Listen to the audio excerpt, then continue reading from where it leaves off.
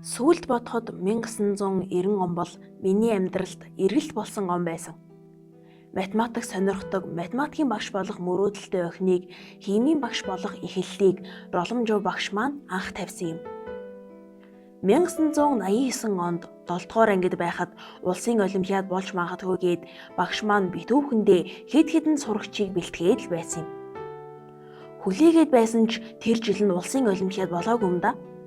Харин 1990 онд улсын химийн анхны олимпиад 8 дугаар ангид зохион байгуулагдаж багшигаа дагаад МУИС-ийн 1-р байрны босхоор анх алхаж орсон.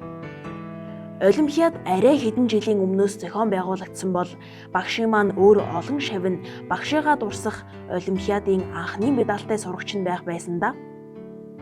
Эхний өдөр онлын тэмцээн 320 тотод болсон юм. Улаанбаатар хотын захын хорооллоос хотын төв рүү цөөхөн орж ирдэг миний хувьд юм бүхэн л сонин содон байсан да. 320-д ороод ийм том хичээлийн өрөө бас байдгаа гэдэл ихэд гайхаж билээ. Тэмцээн ч эхэллээ. Өөрийн чадхаараа бүх бодлогоо бодоод л гарч ирсэн. Багш нар бүгдээрээ л сурагчдаа хүлээж догдолсон хүмүүс үүдэн зогсож байлаа. Бодлогоо гайгүй бодсон гэд итгэлтэй байсан болохоор багшаасаа жаахан эмээнгүй байдаг надад 320-оос гараад багш дээрээ яваад очих хачин сайхан дотн мэдрэмж байсан. Даанч би багшийг хантал баярлуулж чадаагүй. Багш маань бодлого тус бүрийн хариу хэд гарсан, юу гэж гарсан гэдэл асуулаа. 2 дугаар бодлого ямар элемент гарав гэд асуухаар нь сэлэн гэсэн чинь багш маань өө хөөрхий гэсэндээ.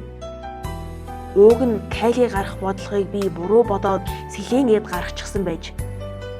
Багш маань ганц тэр бодлогыг л зөв бодчихсон бол гээд харамснаа олонтоо дурсан ярьсан байдаг.